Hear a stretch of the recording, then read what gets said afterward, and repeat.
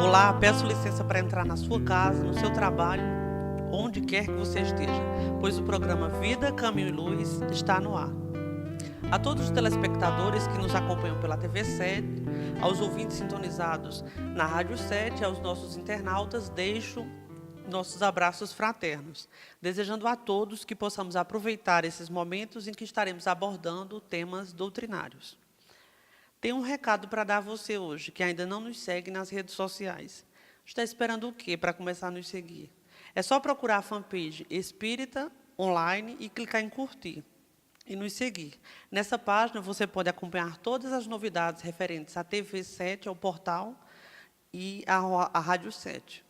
Hoje o nosso programa está um pouco diferente, até a minha roupa está um pouco diferente também, em homenagem à nossa convidada, né?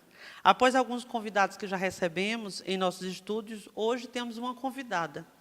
Ela é Janaína Lira, que é expositora do Movimento Espírita Campinense e das regiões circunvizinhas. Além disso, é evangelizadora do Grupo Espírita Discípulos de Jesus, na cidade de Campina Grande, aqui no estado da Paraíba. A mesma abordará o tema Jesus e a simplicidade. Durante o programa, perguntas poderão ser feitas pela plateia, por escrito, entregues à nossa produção. As mesmas serão respondidas pela nossa expositora ao fim da sua abordagem temática. Passamos agora a palavra à nossa amiga Janaína Lira. Que Deus, com seu amor, nos envolva e que possamos aprender juntos. É um prazer tê-la conosco. Olá. É uma alegria imensa para nós nos encontrarmos aqui, reunidos, como o irmão bem falou, na sua oração inicial, reunidos em torno da mensagem de Jesus. Uma mensagem que consola, uma mensagem que nos une, uma mensagem que, acima de tudo, nos edifica. E com muita alegria também, diante desse projeto da Web TV em nossa cidade, alcançando corações, não só da nossa localidade, mas de regiões pelo Brasil afora, pelo mundo afora, como lembrou o nosso colega. Para o nosso momento, escolhemos o tema Jesus e a simplicidade. E quando paramos para pensar sobre Jesus e a simplicidade, parece até um contrassenso ou uma incoerência, haja visto que Jesus reúne em torno de si a mais pura e perfeita simplicidade.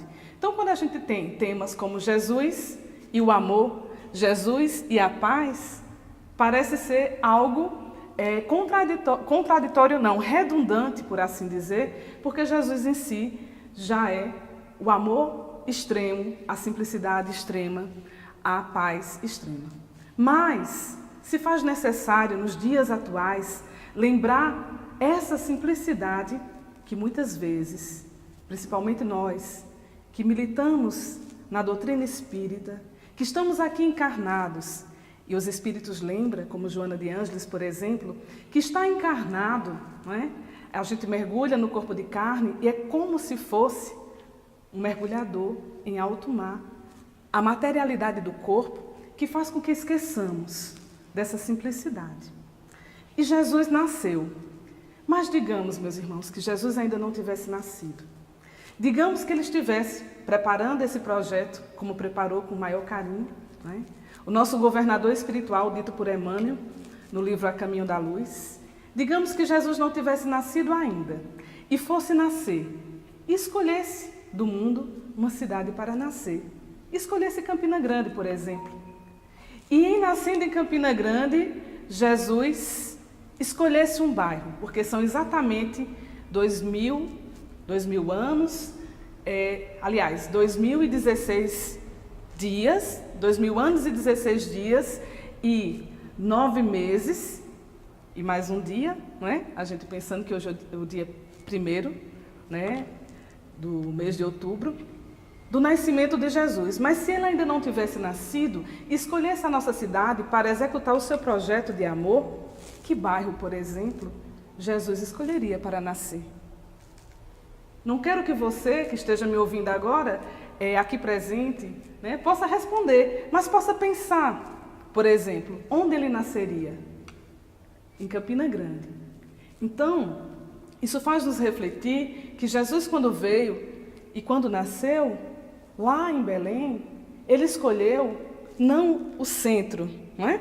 Ele escolheu não as regiões de poder, de dinheiro expressivo, mas ele procurou, como procura até hoje, a periferia. Ele procura a periferia de nossa alma também. Não só a periferia da nossa localidade material, mas Jesus busca a nossa intimidade, né? O lugar que muitas vezes nós ainda nem sequer penetramos. E ele vai, e ele penetra. E ele nos busca sem forçar, mas nos convidando a estar com ele. Jesus está conosco. Sempre esteve, está e estará. Mas nós, ainda muitas vezes, não conseguimos estar com o Mestre. Eis a diferença. E Jesus dá o tom de simplicidade, deixando como grande lição, como nos lembra Emmanuel também, do seu nascimento. A manjedoura mostra que Jesus nasceu entre os homens, se fez simples. Sendo governador, ele poderia ter vindo, não é, nos palácios. Poderia ter nascido em Roma, que era a capital do mundo no momento. Poderia ter nascido em Atenas, na Grécia, que era a capital, o símbolo do saber no período. Mas ele nasceu numa cidade simples para mostrar a importância, não só através do seu nascimento, mas desse sentimento que temos que desenvolver em nós. E como falar em simplicidade sem a gente saber, primeiramente, não necessariamente o que é a simplicidade, mas o que faz oposição à simplicidade. Portanto, e para isso, eu pergunto, que palavra venha nesse momento, pensando juntos, aqui reunidos, que palavra pode fazer oposição à simplicidade? Né? Então, temos, por exemplo, vamos pensar numa palavra que seja antônima, que seja o contrário de simplicidade. E aí eu vou pedir para que alguém possa, né, falar o que venha a ser uma palavra que faça oposição no pensamento de vocês sobre a simplicidade. O supérfluo é algo que não é simples, né? Aquilo que excede, né? O supérfluo é aquilo que excede.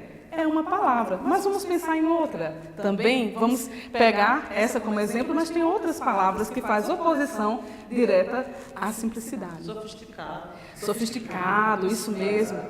Isso. Então, a vaidade, né? Então, a gente tem duas palavras, essas palavras todas, a sofisticação, a ostentação. Então, no campo material, a gente tem a ostentação, é aquilo que faz oposição diretamente à simplicidade. E no campo das relações e do psicológico, a gente tem a complicação. Alguém que é muito complicado é alguém que não é simples. E muitas vezes, como é difícil conviver com pessoas complicadas. E muitas vezes, a pessoa complicada somos nós.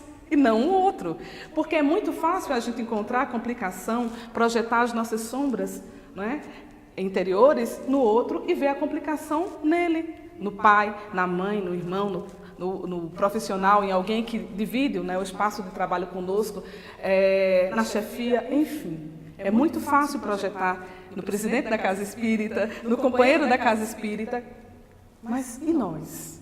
E a nossa complicação? Jesus veio nos ensinar a descomplicar-nos, né? Para que juntos possamos aprender a descomplicar, tornar a vida mais fácil, mais simples nesse sentido.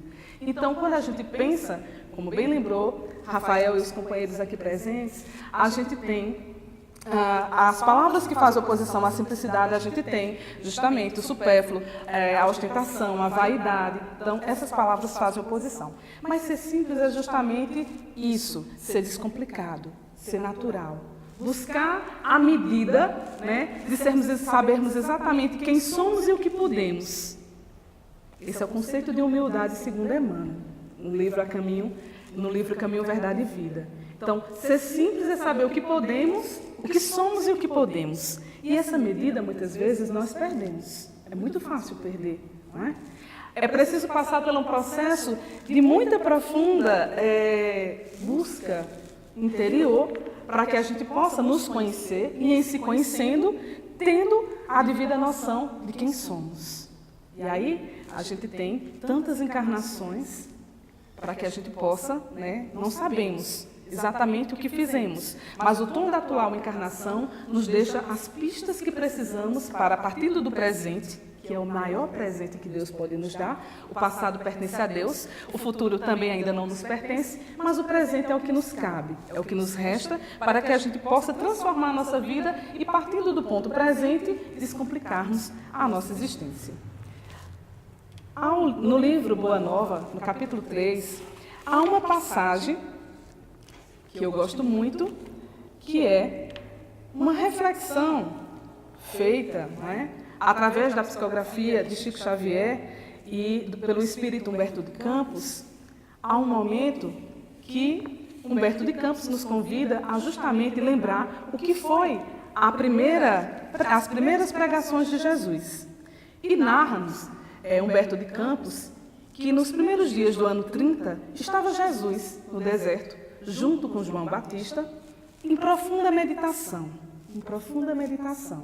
Jesus e João Batista. Jesus afirmava que de todos aqueles nascidos de mulher, nenhum era maior do que João Batista. Falando sobre, justamente, a evolução de João, aquele missionário que estava encarnado, como lembra os Espíritos que todos aqueles que precederam, que estiveram ali durante o processo de Jesus na Terra, projeto de Deus para a humanidade.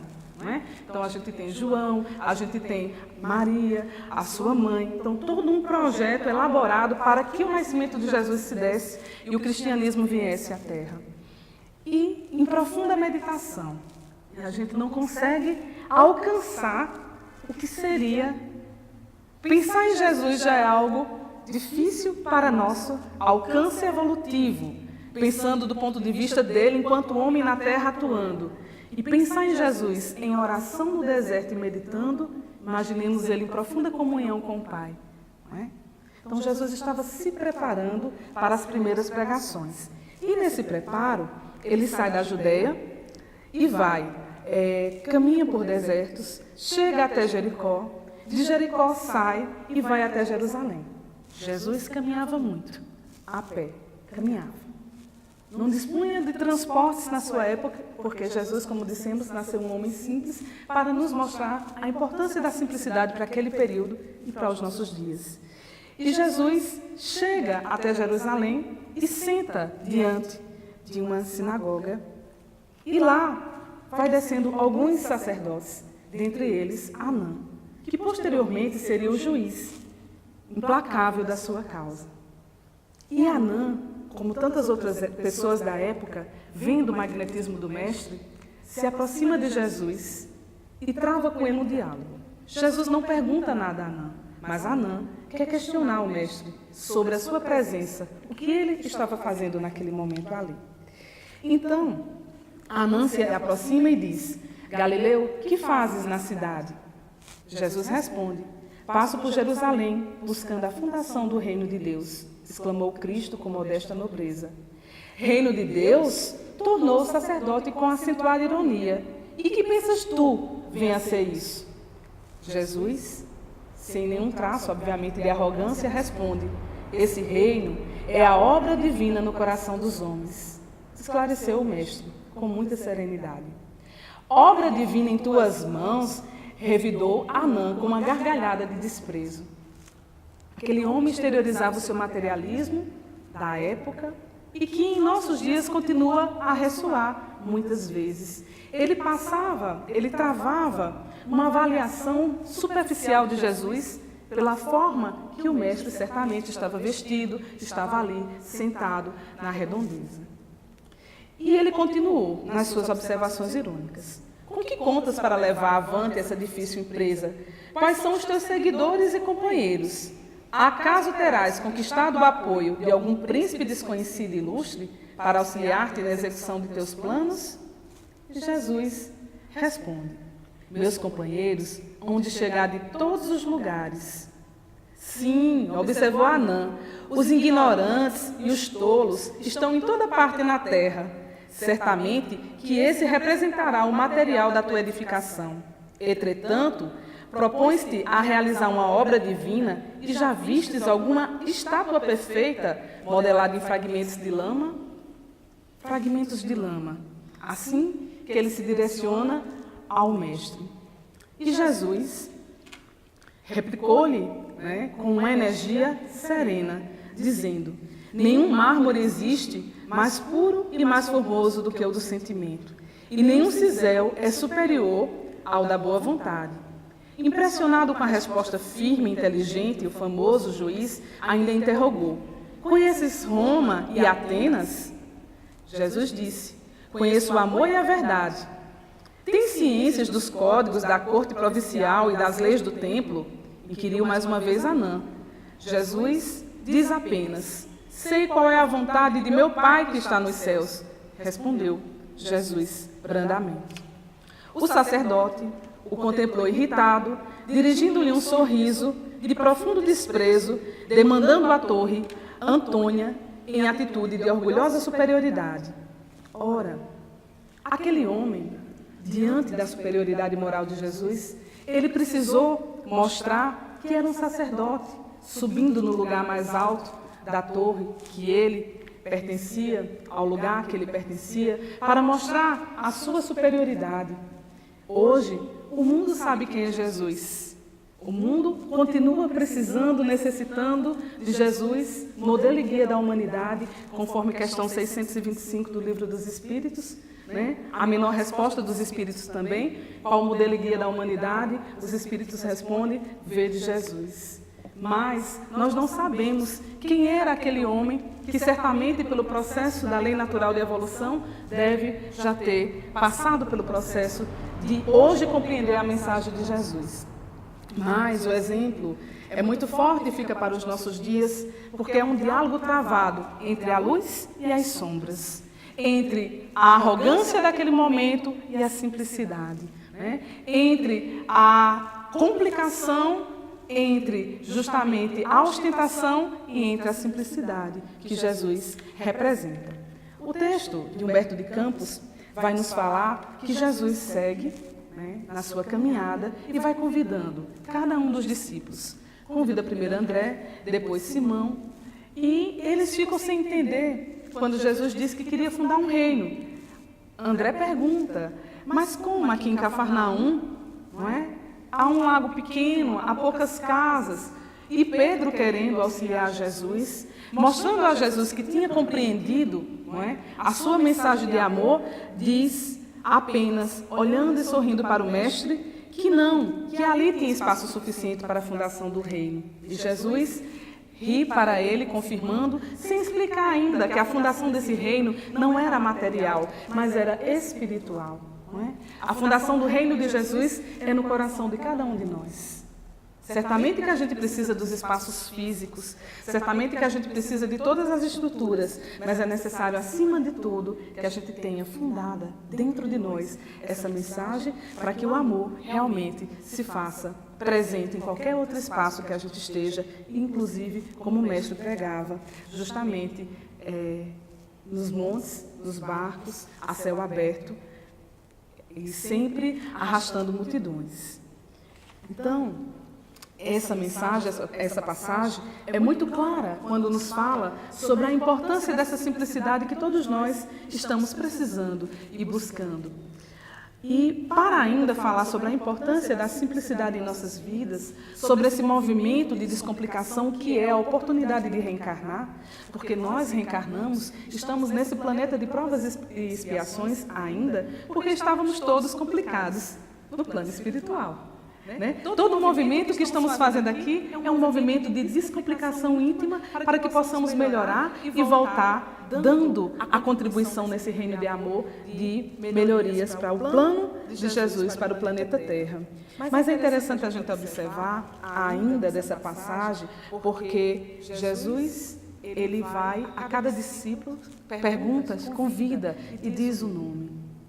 Aquele juiz inicial vai até Jesus e questiona. Há uma diferença. Jesus vai porque ele já sabia que poderia contar com cada coração daquele. Havia ali a boa vontade que ele se referia, que o Pai conta, e não os bens materiais que aquele juiz esperava. Nesse mesmo movimento da busca da simplicidade, há também uma outra obra, não é, que foi psicografada por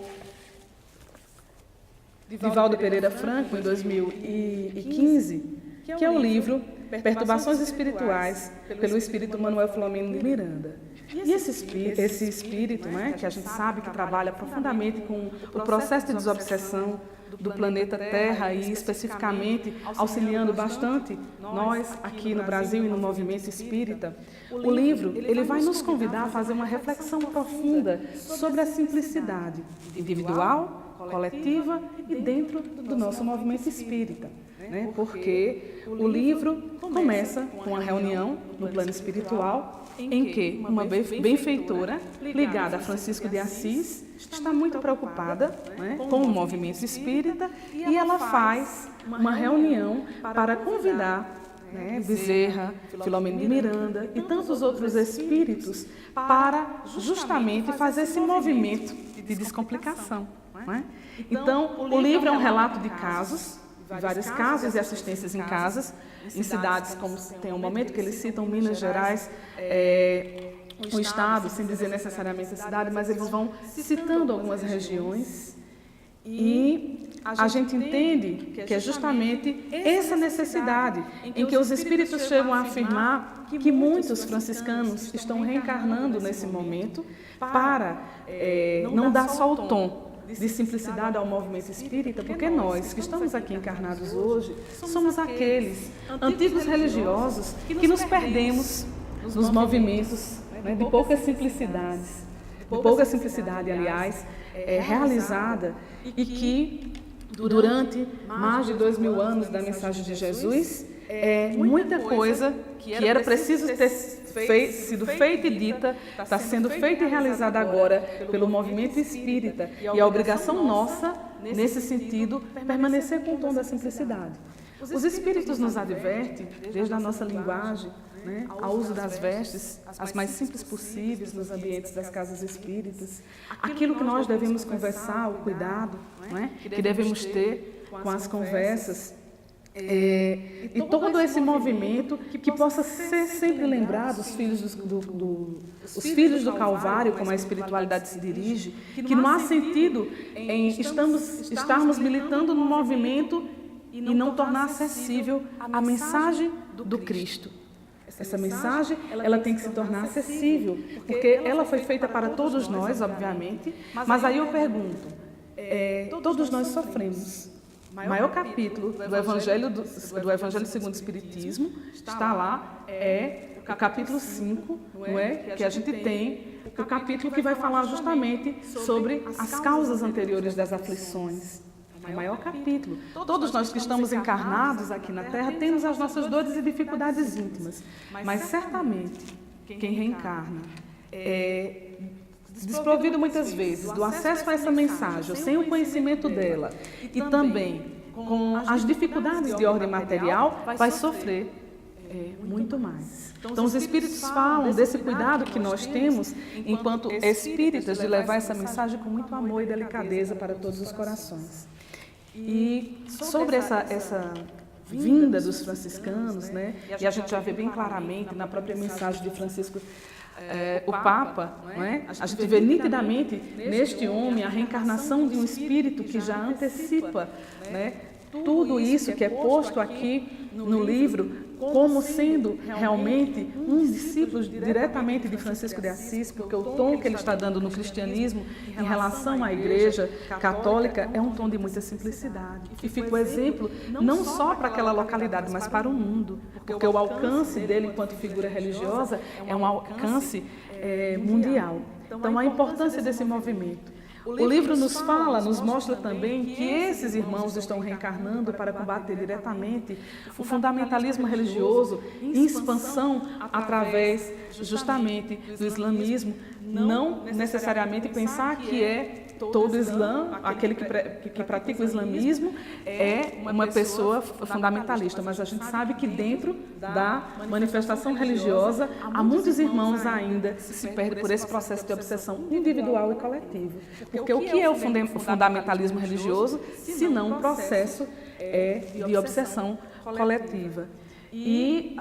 É colocado, inclusive, no livro, que muitos desses irmãos são aqueles antigos religiosos que morreram no processo da Inquisição e ainda fazem oposição a Jesus, estão ainda nesse processo de indisciplina, não é? Se rebelando contra a mensagem do Cristo, ainda não entendendo a importância e o alcance dela para os nossos dias. Então, a gente vê claramente que essa busca da simplicidade é uma necessidade individual da humanidade, não só pela questão dos recursos naturais, que a gente vê cada vez mais como a nossa própria água, que é necessário a gente ter o cuidado, o zelo com tudo que a natureza nos oferece, mas também porque o mundo evoluiu muito em matérias, né, de tecnologia que nós temos ao nosso acesso, mas falta a gente também expandir essa asa do amor, que é tão necessária e que a simplicidade é um componente indispensável.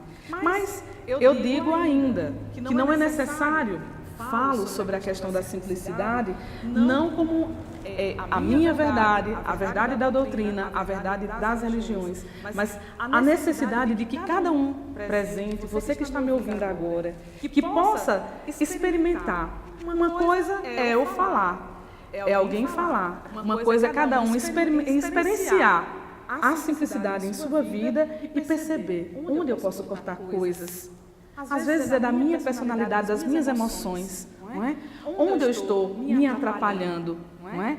Quais são as coisas que estão excessivas em mim, que muitas vezes eu não percebo, mas que faz com que eu saia do tom no meu lar, na minha casa, na minha família. Então, é justamente sobre esse movimento dessa vivência da simplicidade que nós nos referimos. E é tão interessante que nesse movimento, né, a gente tem, por exemplo, um exemplo forte de outra religião, que é a monja Coen. Muito interessante a gente ver a história da monja Coen, porque ela que, jornalista de profissão, que chegou inclusive a mergulhar, infelizmente, né, no processo antes de conhecer o budismo, das drogas, e conseguiu se libertar, inclusive ainda foi até, por conta da questão de ser usuária, foi presa ainda na Europa e tudo mais, e hoje é uma representante religiosa dentro do budismo no Brasil, né, que trabalha justamente mostrando a importância da simplicidade. E ela diz muitas vezes para a gente que essa nossa busca pela simplicidade deveria ser mais real, que muitas vezes essas complicações que nós trazemos não partem daquilo do que falamos, mas de como falamos para o outro.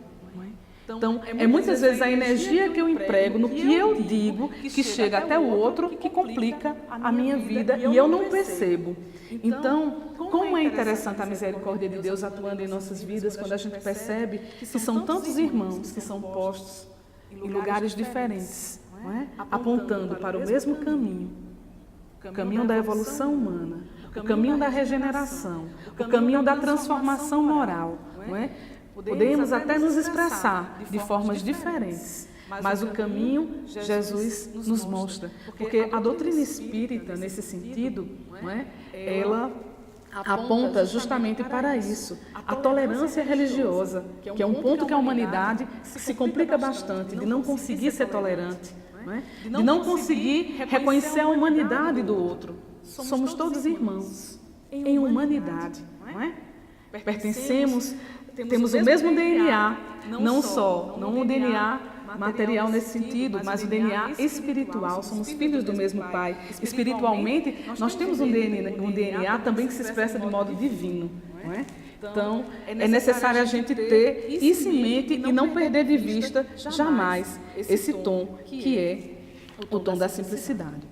E é interessante que nesse movimento nós temos um livro que é um livro psicografado por Ivone do Amaral Pereira, em que lá tem uma história muito interessante sobre a questão da reencarnação, aliás, da reencarnação não, de Leon Tolstói, que foi um grande escritor, né, russo. Então, Leon Tolstói está lá ele coloca um exemplo claro, ela coloca um exemplo claro através da psicografia que ele mesmo, psicografa através dela. E há uma história que é narrada que Leão Tolstói, ele em vida, ele queria muito doar os seus bens materiais. Ele teve de nascimento, Leão Tolstói nasceu com muitos bens, foi agraciado com muitos bens materiais, e quando ele nasce e vai desfrutando daquilo, chega um ponto que ele gostaria de doar toda a sua riqueza, mas sua esposa não permite. A esposa dele era muito apegada aos bens materiais. E Leão Tolstói, querendo fazer aquele movimento de simplicidade na vida dele e querendo auxiliar as pessoas que estavam próximas a ele, ele não consegue. Até que ele resolve sair de casa, e há todo um processo dele com a esposa, a filha o apoia, e chega o momento do desencarne de Leão Tolstói. E quando ele desencarna no plano espiritual, ele vai fazendo a reflexão sobre esse movimento que ele deveria ter feito e não conseguiu. E a vontade dele era tanta que de repente ele se vê em um campo, em uma pequena assembleia, mas bem expressiva. Havia um homem baixinho, de baixa estatura, falando num monte. E ele vai se aproximando, e quando ele se aproxima, ele vê que tem passado na frente de todas as pessoas. E ele fica com vergonha da sua postura. Ele invadiu, chegou por último e se sentou no primeiro lugar. Foi lá para frente. E quando ele sentou, ele ficou encantado com o que era dito. A mensagem que lhe chegava, como podemos imaginar o que é a mensagem no plano espiritual. Tudo que é ensinado no plano espiritual, nós não aprendemos pela cognição, aquilo que nós fazemos, mas é pela energia como as coisas se expressam. E ele, observando a energia amorosa daquele Senhor que falava sobre o Cristo. E ele começa a ouvir quando alguém diz: Zaqueu, deixa uma lição para nós que estamos nos preparando para reencarnar, para voltar à Terra. Deixa uma lição para nós. E ele começa a pensar, será que se tratava mesmo daquele discípulo de Jesus, aquele que havia doado todos os seus bens quando na Terra? E ele percebe que realmente se tratava de Zaqueu. E Zaqueu começa a contar a sua história dentro do movimento do cristianismo quando Jesus parte. E Zaqueu diz para aquela pequena assembleia que iria reencarnar, estava escutando dele algumas lições evangélicas, que quando ele doa todos os seus bens para todos aqueles, como ele dissera a Jesus que faria e o fez, ele começa a querer trabalhar, querer um espaço para trabalhar. E ele fala da dificuldade que foi para ele encontrar esse espaço para o trabalho. Porque Zaqueu, ele tinha doado seus bens, mas ele não era um discípulo daquele que vivia constantemente com o mestre. Como também não era um cidadão romano. E na medida de ser um ex-cobrador de impostos, era mal visto por todos aqueles da comunidade. Então Zaqueu procurou a Pedro, não encontrou espaço. Tentou se aproximar da casa do caminho, não encontrou espaço. Foi até a granja, que era a moradia de Lázaro, Maria e Marta, em Betânia. Ficou escutando algumas assembleias, porque os discípulos, e Ivone também fala, do que fora a tristeza depois que Jesus desencarnou. O processo de desenlace de Jesus deixara profundamente abatido todos aqueles que conviveram com Jesus. E ele passou por esse abatimento profundo. E buscava se engajar no trabalho, mesmo tendo doado os seus bens materiais, mas ele não conseguia. Até que ele ouviu falar sobre Paulo. Paulo de Tarso. Antes Saulo e depois Paulo. Mais um exemplo que nós lembramos da simplicidade e do movimento que aquele homem fez, no seu interior para alcançar a simplicidade. Paulo. Primeiramente Saulo orgulhoso, depois Paulo, humilde. E aí, quando ele escuta, ele fica profundamente esperançoso. E quando Zaqueu vai conversar com Paulo de Tarso, Paulo o acolhe, porque Paulo também era, como Zaqueu, meio que naquele processo, como diz Leão Tolstói, deslocado. Deslocado no processo, e eles passam a ser parceiros de trabalhos. E diz a espiritualidade que há séculos Zaqueu e Paulo de Tarso trabalham juntos, construindo essa mensagem de simplicidade, de movimento, da simplicidade em prol da causa de Jesus. Então, que beleza a gente ter ao nosso alcance, né, essas informações que são consoladoras, que são libertadoras, como inclusive da psicografia de Divaldo no livro Perturbações Espirituais, que nos fala da volta de Francisco de Assis. Que maravilha! Imaginarmos que Francisco de Assis, não é, está, depois de 8 séculos da sua vinda, pensando justamente em dar o testemunho novamente, ensinar a nós, enquanto humanidade, mais uma vez, buscar esse movimento de simplicidade. Então, vejamos bem, é muito bom a gente pegar esse exemplo de Chico. A gente não tem como, não é? Que bom, que maravilha, que misericórdia de Deus que nós temos Chico Xavier, né, encarnado no Brasil. Eu me pergunto muitas vezes, esse homem existiu aqui, tão perto de nós. Quando a gente começa a ler sobre a vida de Chico, a gente vê que é um movimento de simplicidade profunda, né? E aí nosso amigo costuma dizer, né, que bom que Chico nasceu tão... Chico nasceu pobre entre nós, isso é muito importante. Não é? Não só para nós brasileiros, mas para nós espíritas, para que a gente possa lembrar o exemplo que foi de Chico em vida, como ele viveu, né? Como diz Ademar, né? Lembrando nesse sentido de como foi importante para nós, como ele viveu, né? E a gente vê nesse movimento de simplicidade de Chico Xavier que eu posso, enquanto espírita, cristão, né? Ele que executou tão bem e teve por misericórdia, como conta Joana de Ângeles, depois do seu desencarne, de ser recebido pelo próprio Cristo no plano espiritual. Né? Jesus recebe Chico Xavier, o consolando, descansa pelo momento depois desse trabalho, né, que Jesus bem sabia. E Chico dizia que durante a terra não teve um momento sequer, um dia sequer, que ele não tenha chorado. Então, Chico fica para todos nós como esse exemplo também que a gente pode observar e tentar editar um pouco, né, desse carinho, dessa força e dessa simplicidade que Chico passou. E é tão interessante que em tantos momentos, quando ele era convidado a dar essa demonstração de simplicidade, quando alguém chega para ele e diz que ele é importante, e ele diz, minha irmã, o meu nome é Francisco, se tirar o Fran, fica só o Cisco, né?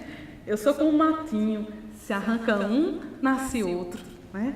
Então, esses exemplos ditos com amor e com carinho, mostra aquele homem que sabia exatamente quem ele era e o que ele podia realizar. Eis a diferença desse movimento, ele sabia quem ele era e quem ele podia, o que ele podia realizar. Quando a gente não sabe, o que é que acontece? Toda vez que eu ajo, imponho uma força que eu não tenho, não disponho, eu me torno arrogante. E quando eu nego aquilo que eu tenho, já alcancei e deixo de agir, eu sou negligente. Então, esse movimento de ajuste é um desafio para todos nós, né?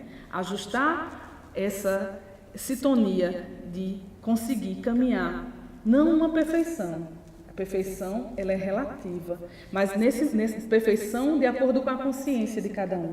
Quando Jesus pede ser perfeito como perfeito é o meu Pai, Ele está nos convidando a agir de acordo com o nível de evolução que nós já alcançamos, é diferente.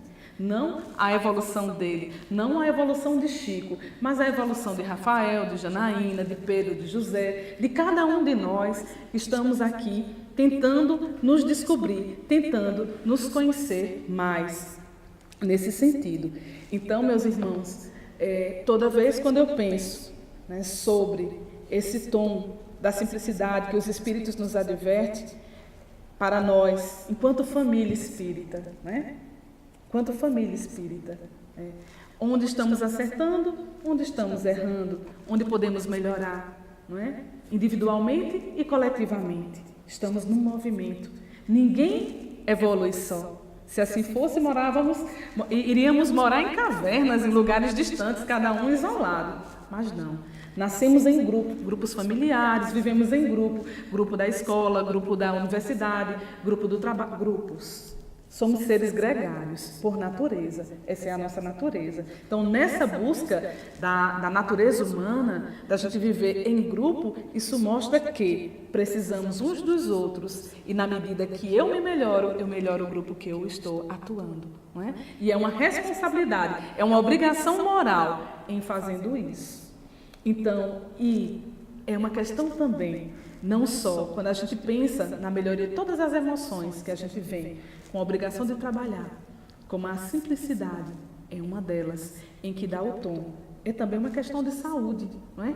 Quando a gente pensa que quanto mais complicado, não é, somos, mas também transtornos vamos gerar no ponto de vista psicológico, e esses transtornos poderão se materializar também no corpo, não é? E vai não só no corpo individual, mas no corpo social. Veja, né, a questão da violência por aí, que estamos a observar. Então, a violência coletiva é um reflexo da violência individual, é um movimento de pouca simplicidade, é um movimento de complicação, né? Então, a violência urbana também é um outro ponto que mostra também a expressão de pouca simplicidade de nós humanos, de nós família, né? Em humanidade. Então, há uma necessidade em todos os sentidos. Quando a gente pensa na nossa evolução individual, há uma necessidade coletiva da gente ajustar as nossas velas para poder passar por um processo de navegação diferente, né? É preciso a gente ter em mente que toda transformação íntima, todo movimento íntimo, ele não é só seu, ele também é do outro nesse sentido, porque afeta diretamente. Então, é dessa forma que a gente começa a refletir cada vez mais da atualidade da mensagem de Jesus. Quanto mais a gente estuda o Evangelho, mais a gente percebe que a gente precisa estudar. Quanto mais a gente estuda o Evangelho, a gente percebe que, na verdade, é nesse processo de estudo e de interiorização, porque uma coisa é ler, uma coisa é estudar e uma coisa é vivenciar. É tornar isso vida, né? Vida dentro de nós. É tornar o Evangelho vivo. E aí, nesse processo, a gente descobre que uma encarnação é muito pouca. E que a gente vai desencarnar, continuar estudando o Evangelho e a doutrina espírita, no plano espiritual. A gente vai encarnar e continuar nesse processo, né? E a gente vai nesse processo, nesse movimento, até conseguirmos avançar e para sempre, né? Para sempre nesse sentido, porque a gente imagina, por exemplo, o que é estudar o Evangelho do ponto de vista de cada um de nós, mas o que é o entendimento do Evangelho, por exemplo, no ponto de vista de um espírito como Francisco de Assis, não é? A gente não tem um alcance ainda. O Evangelho do ponto de vista, por exemplo, de Maria de Nazaré. O Evangelho do ponto de vista de Maria de Nazaré. Então, estamos cada um aqui com o nosso ponto de vista, com a nossa evolução. Mas precisamos avançar, precisamos ir além, não é? E simplificar. Eis o tom, né? E a gente fica observando ainda também sobre essa mensagem profunda de Jesus, como ela combate diretamente a exterioridade, a materialidade, o processo do capital excessivo, né? É uma mensagem que vem falar justamente para a libertação da criatura humana. Precisamos nos libertar. Mas e essa prisão? Né? Quem colocou para nós essa prisão? É uma prisão criada justamente pela nossa própria mente. Porque a mente é mente, porque mente o tempo todo para a gente. Né? Então, a mente é mente porque mente o tempo todo para a gente. É preciso nos libertarmos dessas construções, dessas ilusões que criamos, que os indianos também chamam do Maya, né? Que domina esse processo de materialidade. E nesse processo todo, a gente vai, né, do dia para a noite também, mas é no processo educativo. O Evangelho é muita educação, né? É um processo didático que cada um de nós assumimos em nossa vida, né? É um compromisso, acima de tudo, amoroso. É um compromisso amoroso. Né? Se está posto em João que Deus é amor, Estamos todos mergulhados nesse amor, tentando vivenciar esse amor e buscando juntos no processo do amor. E quando saímos dele, nos complicamos e percebemos. Aí a gente começa o processo de novo, né? Refazendo, até alcançar aquilo que nos convida. Às vezes, por exemplo, tem uma historinha interessante, como às vezes a gente não consegue fazer esse movimento individual de sairmos de nós para irmos até o outro. E tem uma história que é contada, né, que Chico Xavier, ele sempre estava fazendo lá a reunião no centro espírita e entrava um cachorro e ficava assistindo a reunião. O cachorro ficava assistindo a reunião. E ficava lá. Acabava a reunião, o cachorro ia para casa. Aí um dia, o dono do cachorro chegou para Chico e disse: Chico, olha, eu tenho tanta vontade de chegar lá no centro, mas eu ainda não consegui. Mas meu cachorro vai? O meu cachorro vai. Toda semana o cachorro vai. Aí Chico diz: meu irmão, eu vejo seu cachorro lá, mas não se preocupe não, que o cachorro está levando as bênçãos para sua casa, né? Enquanto você não consegue chegar. Então, veja, às vezes, nesse processo, a gente se complica tanto que até os animais são tidos como os nossos irmãos. Eu vou abrir aspas assim nesse sentido, inferiores são inferiores no sentido, né, por não ter conseguido todo esse processo de cognição que nós conseguimos, mas os animais eles dão provas fortes não só da amorosidade, mas do processo de evolução que eles também estão mergulhados, e a evolução do planeta, quando a gente para observar, reflete também na própria evolução dos animais. A gente está vendo isso claramente. As redes sociais, não é? As redes sociais, as TVs estão dando prova desse processo de evolução dos animais. Como eles têm mostrado isso. E na historinha que é narrada, que é contada por nosso irmão, mostra direitinho isso, não é? Essa questão, o sujeito ele não conseguia chegar até o centro espírita, o animal conseguia, o cachorro chegava e levava um pouco daquilo que recebia, como Chico dizia, né? Então, minha gente, é dessa forma, é nesse movimento que somos todos convidados a estar. E que bom, né? Que bom que estamos aqui, né? Que bom que estamos nesse momento aqui encarnados, porque ter um corpo de carne é um presente maravilhoso que faz com que possamos sair de muitas complicações, porque os irmãos que estão no plano espiritual, muitos deles que estão em processos de sofrimento, estão vibrando numa sintonia única. E o corpo permite que a gente possa ajustar essas sintonias, que a gente possa vibrar em sintonias diferentes e possa, através do corpo, como instrumento, né, um presente de Deus, a gente possa também fazer o nosso movimento de simplicidade, né? Respeitando não só o corpo como o espírito, mas fazendo todo esse movimento de simplicidade que a vida nos convida. Então, fica, né, a nossa responsabilidade, o convite, para que possamos pensar juntos sobre a simplicidade, né, em nossas vidas, em nossa casa, nosso lar, em nossa casa espírita, em nosso ambiente de trabalho, na nossa cidade, em Campina Grande, né? Essa simplicidade na casa espírita, como já falamos, no próprio movimento espírita, a busca da simplicidade em todos os sentidos, para que a gente possa viver mais e melhor. E não implica dizer que quando a gente fala em simplicidade, não significa dizer necessariamente que a gente vai ter que andar mal cuidado, rasgado. Não é bem isso, de forma alguma, não é? Jesus andava de modo muito simples, mas diz Joana de Ângeles que suas vestes refletiam a sua luminosidade, não é? Então, é nesse sentido do tom, não é? Do respeito também para com o outro, em todos os sentidos, que a gente deve não esquecer de que Jesus nasceu na manjedoura e continua nascendo, não é? A cada dia, né? Nos convidando a cada um de nós a sermos mais simples, a viver com mais simplicidade. Até porque do mundo nada a gente leva, só a vida que a gente leva, como nos adverte os Espíritos, não é? Que a paz de Jesus continue nos abençoando, né? E nos fortalecendo sempre.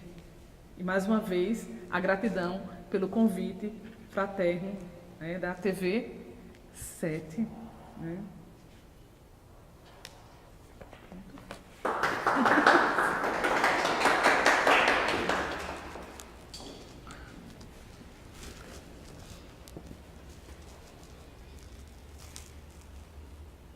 Eu não sei vocês, né? Mas eu passaria horas ouvindo nossa irmã Janaína. E o quanto nós precisamos nos descomplicarmos, né? Agora iremos à segunda parte do nosso programa com as perguntas que foram feitas pela plateia. A primeira pergunta é: como ser descomplicado hoje diante de tantas exigências? Veja, a doutrina espírita nos mostra tem toda uma metodologia, né? Apresentada pela doutrina espírita.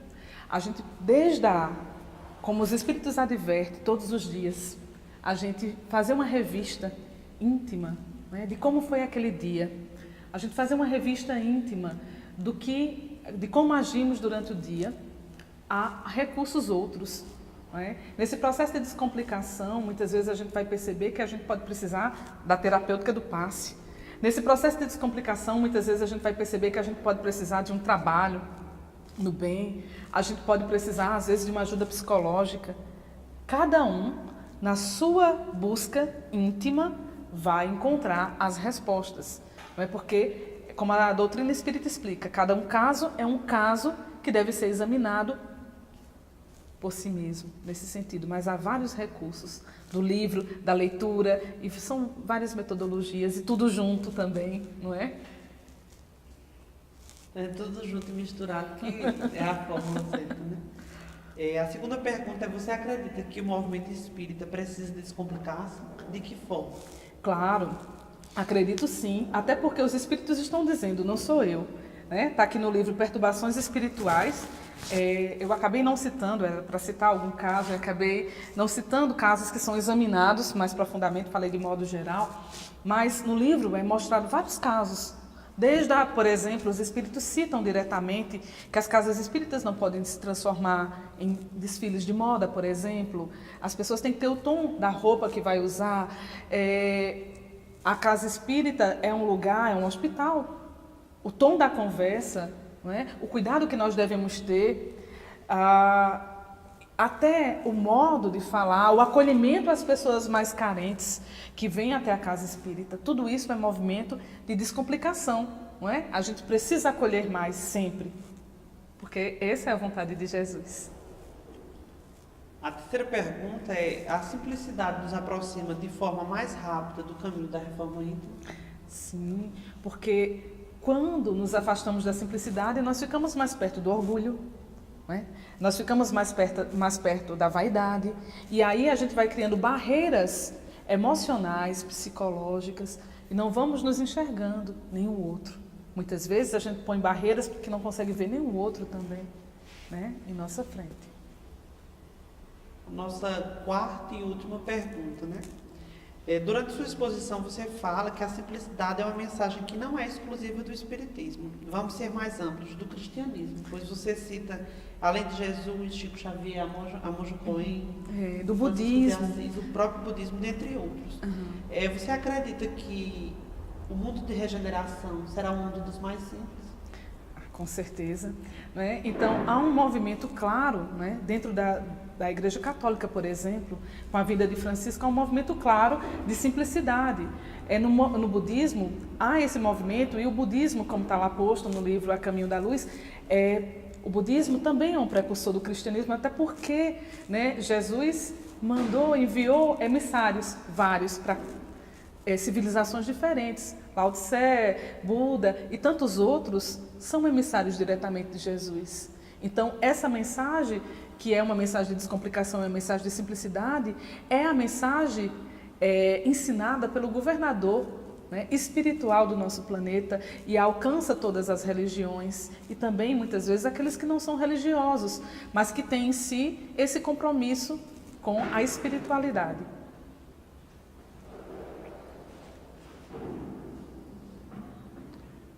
Muitas pessoas reclamam da correria de suas vidas. Acham que têm compromissos demais e culpam a complexidade do mundo moderno. Entretanto, inúmeras delas multiplicam suas tarefas sem real necessidade. Viver com simplicidade é uma opção que se faz. Muitas das coisas consideradas imprescindíveis à vida, na realidade, são supérfluas. A rigor, enquanto buscam coisas, as criaturas se esquecem da vida em si. Angustiadas por múltiplos compromissos, não refletem sobre sua realidade íntima.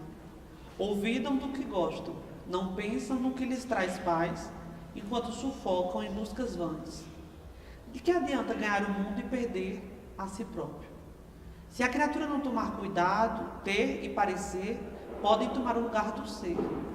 Ninguém necessita trocar de carro constantemente, trocar de celular todos os anos, ter incontáveis sapatos, sair todo final de semana. É possível reduzir a própria agitação, conter o consumismo e redescobrir a simplicidade. O simples é aquele que não simula ser o que não é, que não dá demasiada importância à sua imagem, ao que os outros dizem ou pensam dele. A pessoa simples não calcula os resultados de cada gesto, não tem artimanhas e nem segundas intenções. Ela experiencia a alegria de ser apenas. Não se trata de levar uma vida inconsciente, mas de reencontrar a própria infância. Mas uma infância como virtude, não como estágio da vida. Uma infância que não se angustia com as dúvidas de que ainda tem tudo por fazer e conhecer.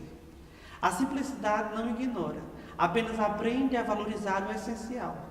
Os pequenos prazeres da vida, uma conversa interessante, olhar as estrelas, andar de mãos dadas, tomar sorvete. Tudo isso compõe a simplicidade do existir. Não é necessário ter muito dinheiro ou ser importante para ser feliz. Mas é difícil ter felicidade sem tempo para fazer o que se gosta.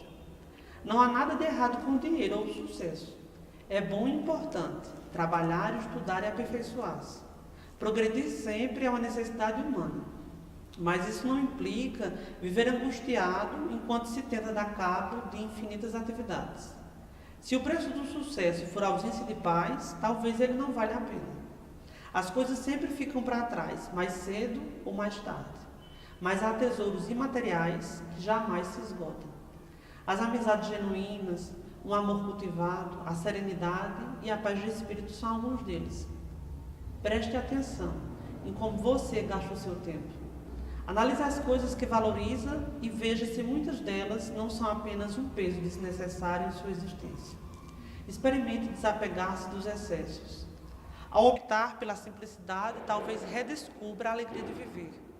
Jesus, como a nossa irmã fala, já nos deu essa lição há muitos anos atrás. E olha que essa lição não foi dada só com palavras, mas, sobretudo, com o seu exemplo. Quando será que iremos, de fato, aprendê-la? Pense nisso. Agradecemos a Janaína pelo tema abordado e que possamos continuar nossa reflexão sobre o ensinamento trazido hoje.